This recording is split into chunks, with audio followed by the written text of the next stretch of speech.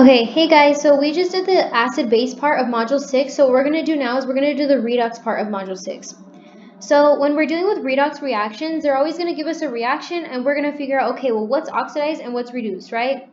So in this case, we're going to do that for this reaction, right? So we're going to first look at this reaction and say, okay, well, I need to make sure that this thing is balanced. So kind of just, a hint, it's not. So what we're going to do is we're just going to put a 2 here. And then that should be balanced from there. So what we're going to do now is we're going to say, okay, well, let's start from the beginning. So we have copper, right? So copper, since it's by itself or an elemental state, that means that it has an oxidation state of 0.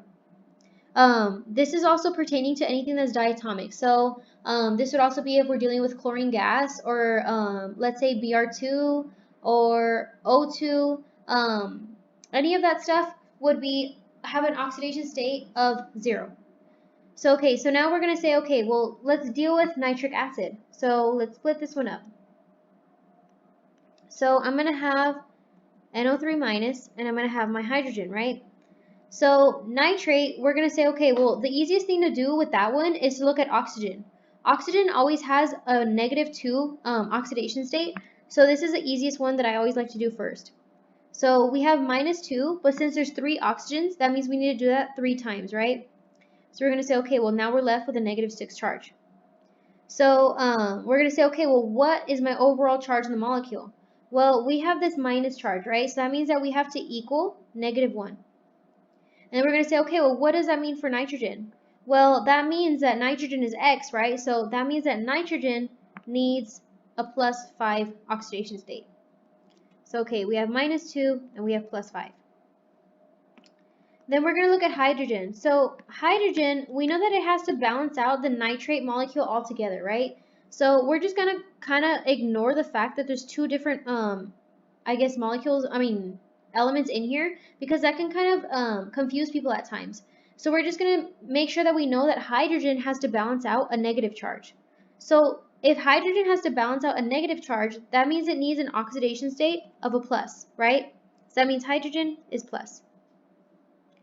So, okay, let me just erase this so we can have more room. Okay, so we have copper 1 nitrate or copper nitrate, right? So we're going to break this one up. So we have copper and we have nitrate.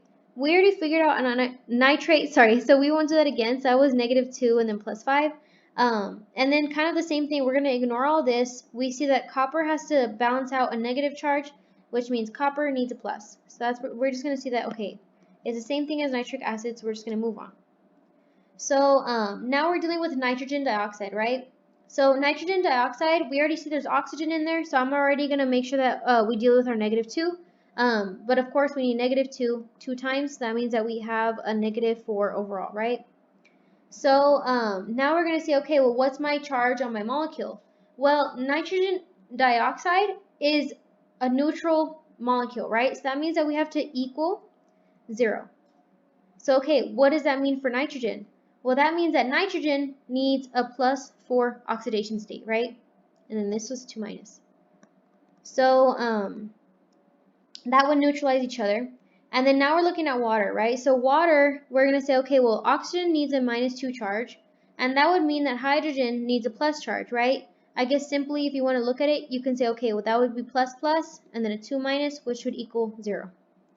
So that's how you can kind of figure it out. Just make sure you're always balancing out the molecule to be either a negative charge, or let's say we're dealing with like sulfate, so it'd be like a 2 minus charge, stuff like that.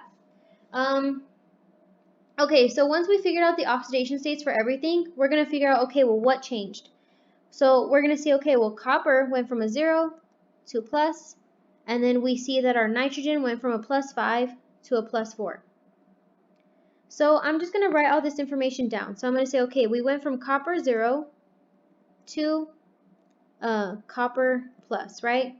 And then we went from a nitrogen +5, which had a coefficient of 2, to a nitrogen +4 charge.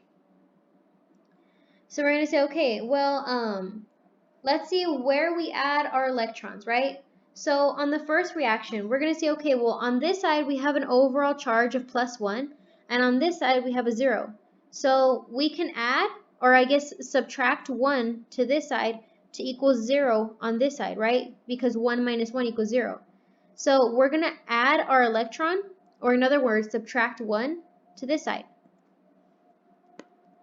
So we added our electron there. So now let's look at our bottom reaction. So we have a plus 10 charge overall here because we have to multiply that coefficient into the charge. Then we're going to say, okay, well, on this side we have a plus 4. So we can do 10 minus 6 to equal 4. So that means I should add my 6 electrons to this side, right? My negativity. Add 6 negativities to the left side, right? So we're going to say, okay, well, now that we figured out where to add our electrons, we're going to keep in mind that whenever we're dealing with reactions, we know that energy can't be created or destroyed, right? It can only be transferred. So the same thing goes with electrons. You can't just be adding electrons or transferring them wherever they're not even, a thing, right? So we need to make sure that our electrons balance each other out. So in this case, we have 6 electrons on the bottom and 1 electron on the top. So how we're going to fix this is we're just going to simply do some multiplication. So we're going to multiply the entire thing by 6 just to get everything to equal out each other. So we're going to say, okay, well, this would be 6, 6, and 6, right? So that equals out each other. So now that we know our electrons are completely balanced, we know that these reactions or half reactions are done, right? So what we're going to do now is we're going to figure out what's oxidized and what's reduced. So in order to do this, I'm going to use oil rig. So we know that oxidation is loss of electrons and then reduction is gain, right? So let's look at what's oxidized first. So if oxidation is loss of electrons, that means that if they're being expelled from the reaction, then our electrons should be in the product side, right? So since these electrons are in the product side, that means that this is the one that is oxidized. Then we're going to say, okay, well, what's reduced? Well, if reduction is gain of electron, so you're gaining those electrons, so that means that they're in your reactants, right? So that means that this one is the one that is reduced. So something that we're kind of missing is we're going to say, okay, well, what's our reducing agent and what's our oxidizing agent? Well, whatever's oxidized is your reducing agent. So that means that this is your reducing agent. Then you're going to say, okay, well, whatever's reduced is my oxidizing agent, right? So that means that this is my oxidizing agent right here. So this kind of showed you kind of easily how we can see what's oxidized and what's reduced.